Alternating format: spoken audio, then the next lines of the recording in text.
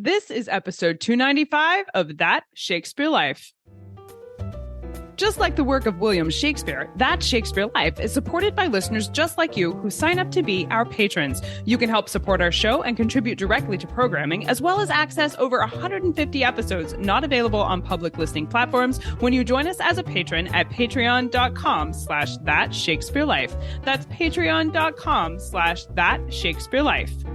If you like diving into the 17th century and really getting your hands on the history and getting to try pieces of it out for yourself, then you will love Experience Shakespeare. Experience Shakespeare is the membership here at That Shakespeare Life, and we offer digital history activity kits that let you try out a piece of Shakespeare's history for yourself. It's the best way to cook, play, and create your way through the life of William Shakespeare. Learn more and sign up today at CassidyCash.com/member, and stay tuned after the episode for even more details. Hi, I'm Dr. Jane Malcolm Davis, co-author of The Typical Tudor. Another great method for studying the life of William Shakespeare includes listening to this. It's That Shakespeare Life with my friend Cassidy Cash.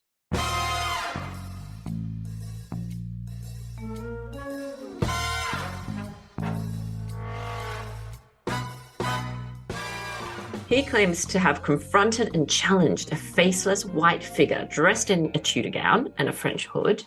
When his challenge met no response, he apparently plunged his bayonet into it. And to his complete shock, the weapon did not meet flesh. Instead, it went straight through the spectral figure.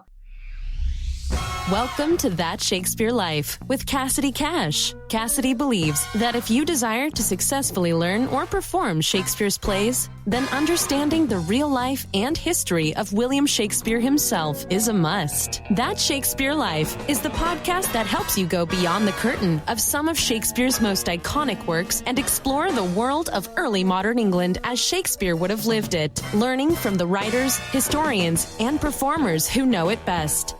And now, here's Cassidy. In Tudor England, it was a tradition to tell ghost stories to celebrate the Christmas time, particularly on Christmas Eve. One of the people about whom ghost stories might have been shared is none other than Anne Boleyn.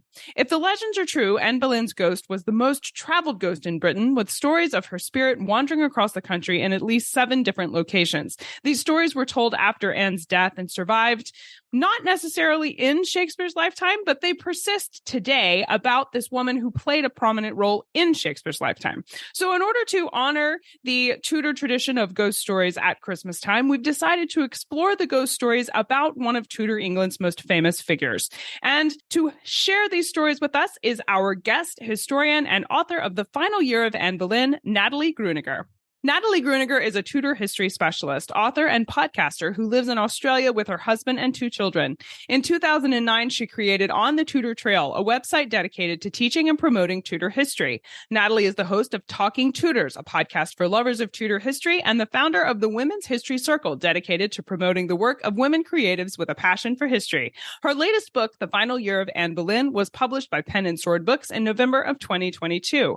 Find links to Natalie's books and more information about her work in the show notes for today's episode.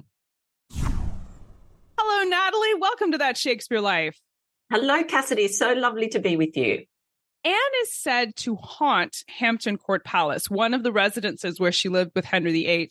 Natalie, what are the stories about Anne's after-death behavior at this location? Yes, so Anne's ghost has been seen at Hampton Court wearing a blue or a black dress sometimes. Some accounts claim she's actually headless during these manifestations, but really few other details are known. Anne was, of course, very fond of Hampton Court, and she had her own apartments there as early as June 1529, when she was still but a queen in waiting. We also know that Anne stimulated Henry's interest in building, and the couple worked together on redesigning parts of the palace that had originally belonged to Cardinal Thomas Wolsey. But it's also likely that Hampton Court Palace was actually the backdrop to one of the most tragic and emotional moments of Anne's life, which is perhaps why some people still sense her there or possibly even see her spectre. As early as January 1534, Queen Anne is reported as being pregnant. In late April, she's said to have, and I quote, a goodly belly, and in late June, the royal couple are still said to be merry. However, quite suddenly, on the 2nd of July, the king leaves Anne behind at Hampton Court and moves to the moor in Hertfordshire. A trip to Calais to meet with Francis I, which had long been arranged, is then suddenly cancelled, and Anne's brother George Boleyn is ordered to go to France in all haste and meet with the French king.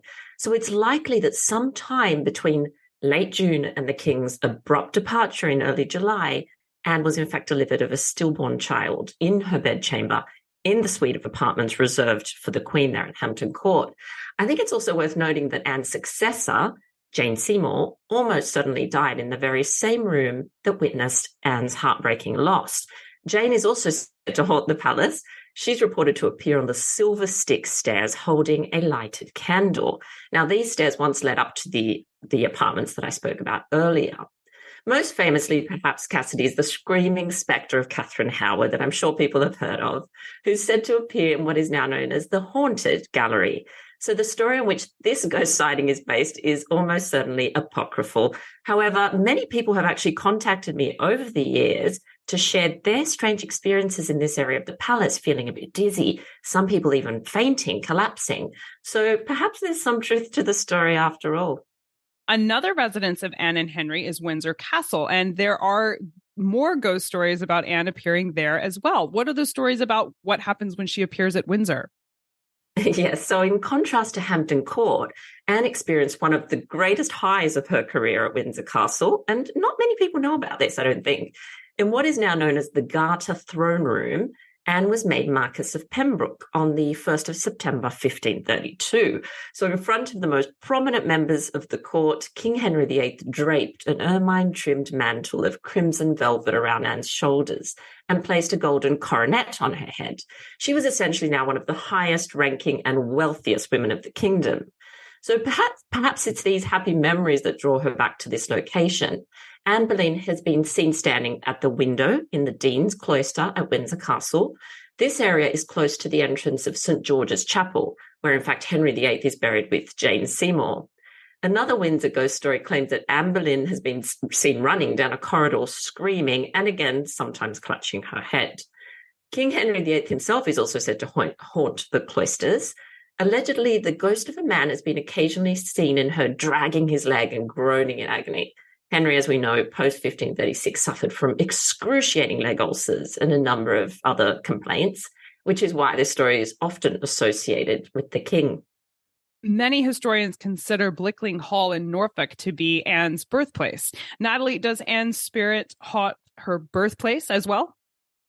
Apparently it does, Cassidy. Her ghost seems to be quite prolific.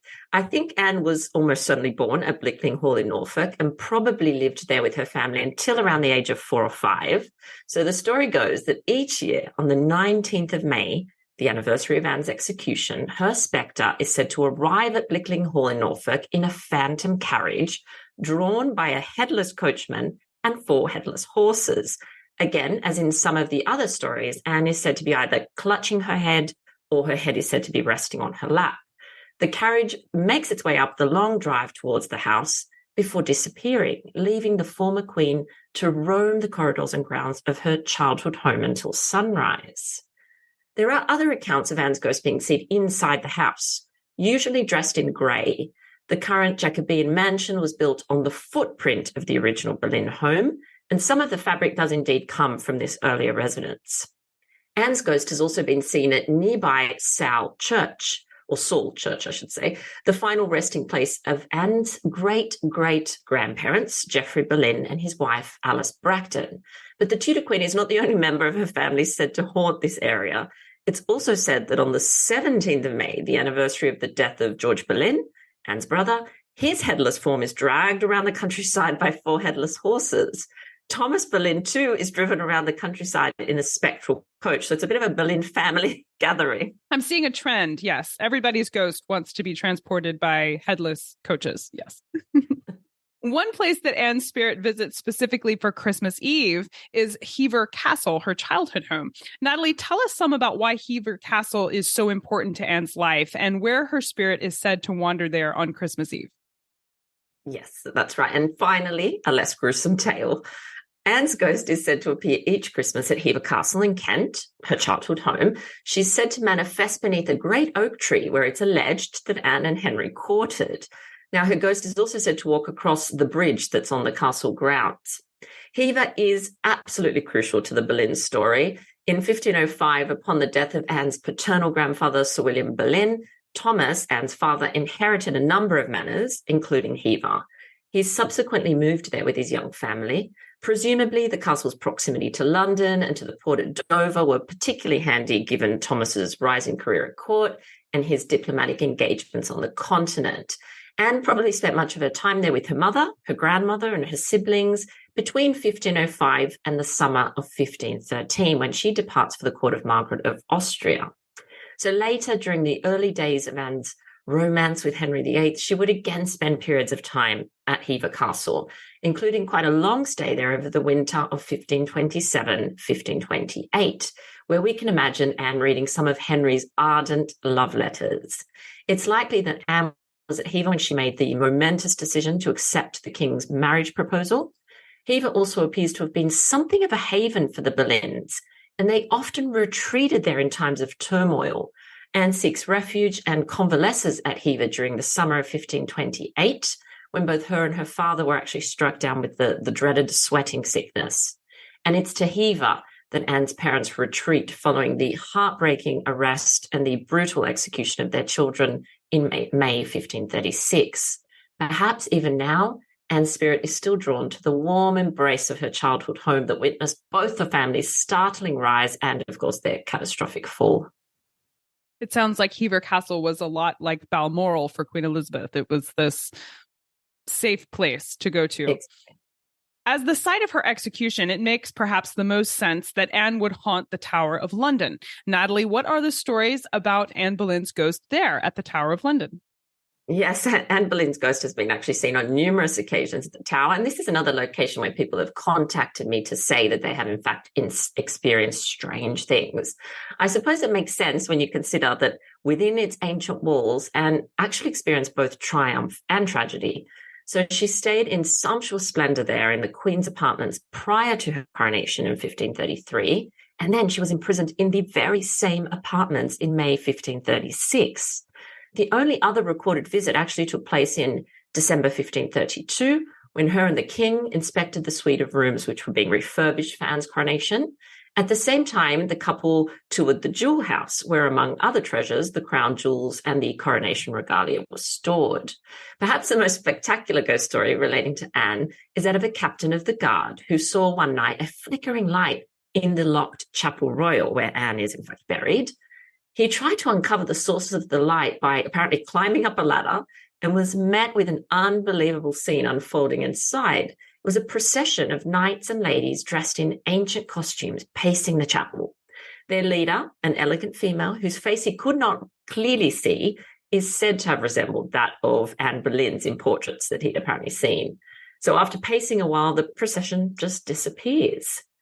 In 1864, a soldier on duty near the lieutenant's lodgings made another sighting of Anne's ghost.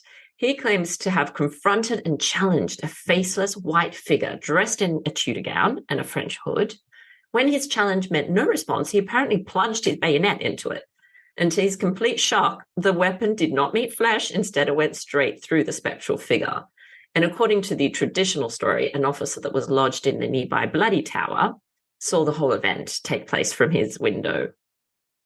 Always good to have witnesses when you're claiming to have stabbed the ghost of a dead queen. Absolutely. The last location we're going to cover today where Anne's ghost is said to appear is, I believe it's pronounced Rochford Hall. Am I pronouncing that right? Oh, I've always thought Rochford Hall, but you know what? I get English place. I don't know. I get English place names wrong all the time, Cassidy. Well, that makes me feel much better. It took me a long time to be able to say Worcestershire, so I'm working. We'll say Rochford Hall, but explain for us what this location represents for Anne's life, and then share some of the stories of her haunting this location.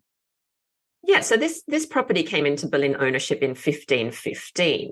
In its heyday, it was a sprawling manor house and one of the largest residences in the county.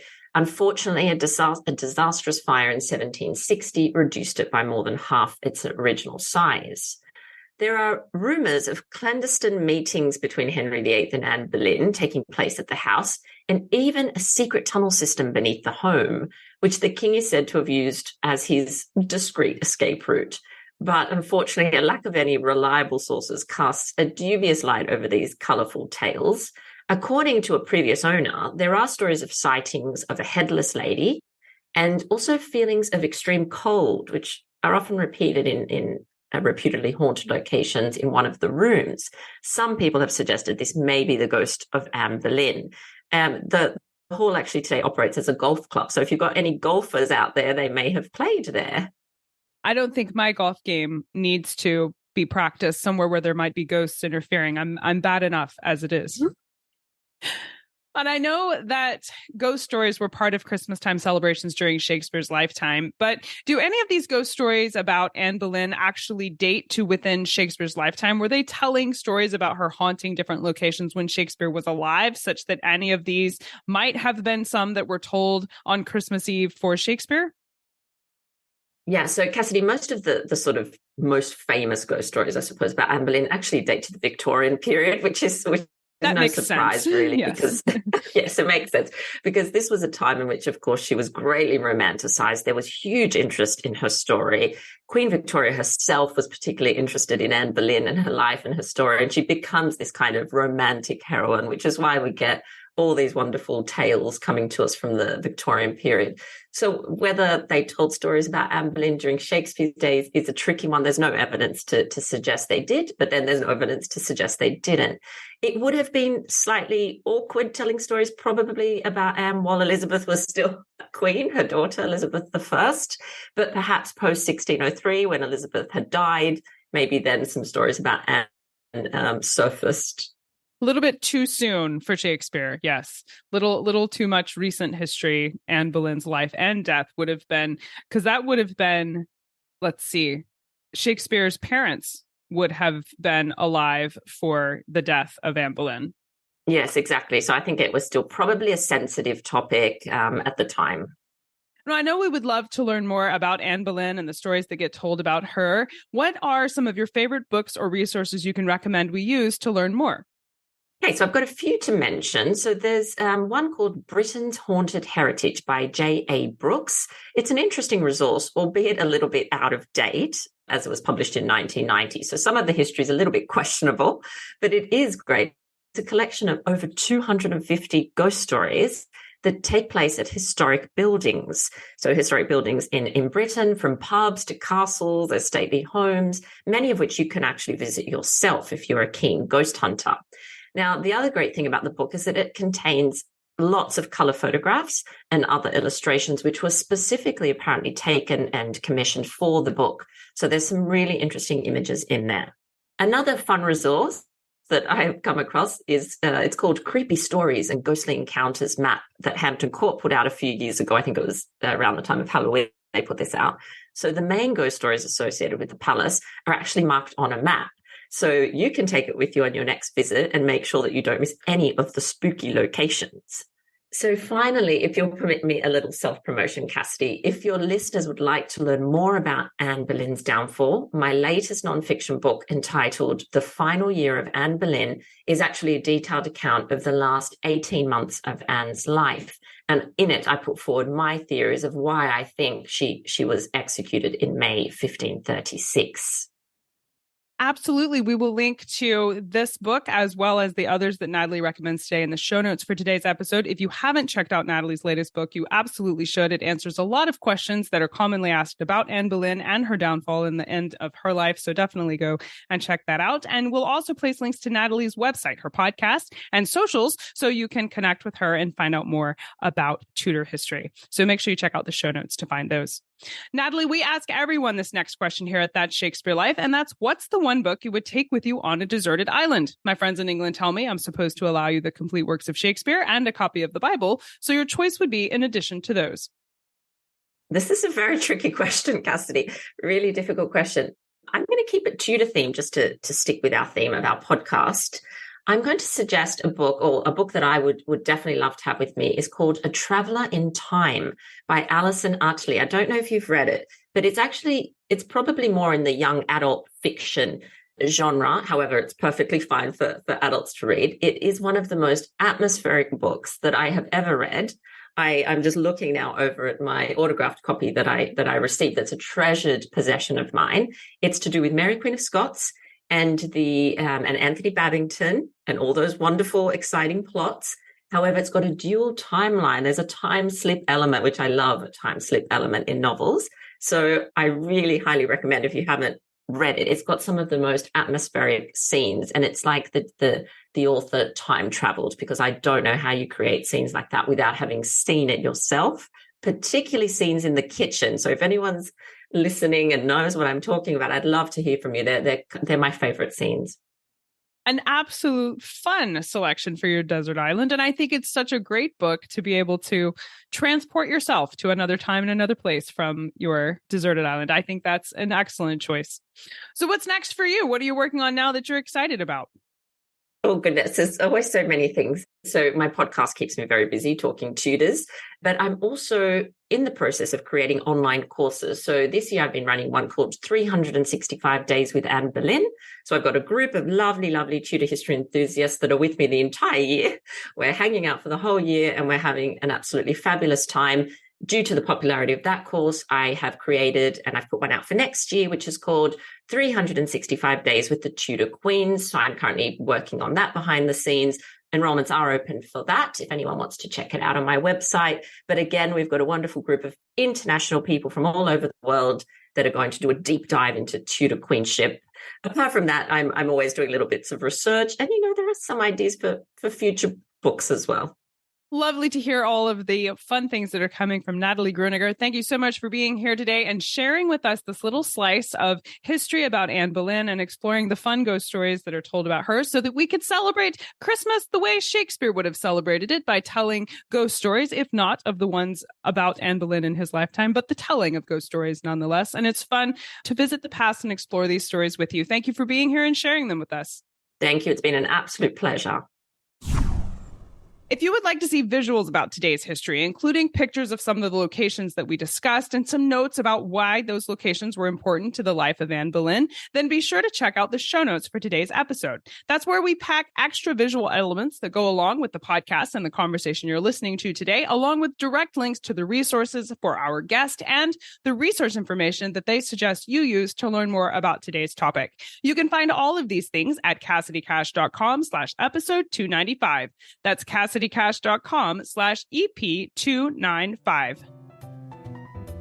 If you love the history you learn about here each week and you would like to dive even deeper into the life of William Shakespeare and really try out some of the food, games, and crafts straight from the 16th and 17th century, then consider exploring Experience Shakespeare. Experience Shakespeare is a collection of digital history activity kits that let you try out pieces of history from Shakespeare's life for yourself. Each of the kits coordinate with specific episodes of our show and with specific plays written by William Shakespeare. So they're a great way to take your study of the plays of William Shakespeare and really bring them to life in your classroom or in your home, where you can take some of the things he talks about and try them out for yourself. Things like how to make apple wassail, which was a famous Christmas time drink, or how to play the game of Naughty, which is a card game that would have been played at all levels of society. You can find out more and sign up today at CassidyCash.com/member. There's even a free activity kit at that page that you can try out if you think you might like to try one of the activities. Find all these things and sign up at CassidyCash.com/member. That's CassidyCash.com/member. That Shakespeare Life is powered by our patrons. Listeners just like you make the history we bring here each week possible. We thank you so much for supporting our show and keeping us on the air. We're able to reach out to wonderful guests like Natalie, all because you're kind enough to support our show.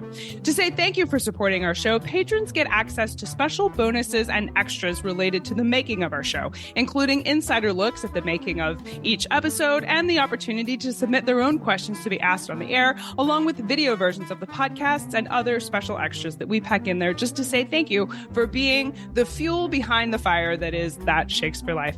Thank you so much for listening. If you would like to have a direct hand in supporting our show, you can sign up at patreon.com/thatshakespearelife. That's patreon.com/thatshakespearelife. That Shakespeare Life is researched and produced by me, Cassidy Cash. Our audio engineer is Gary Mayholm.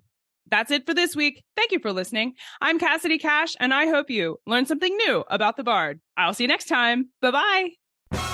Thank you for listening to That Shakespeare Life. As always, the best conversations happen after the episode over at CassidyCash.com. Become a part of a vibrant Shakespeare conversation by adding your voice over at the website. Until next time, remember, when you want to know William Shakespeare, you have to go behind the curtain and into That Shakespeare Life.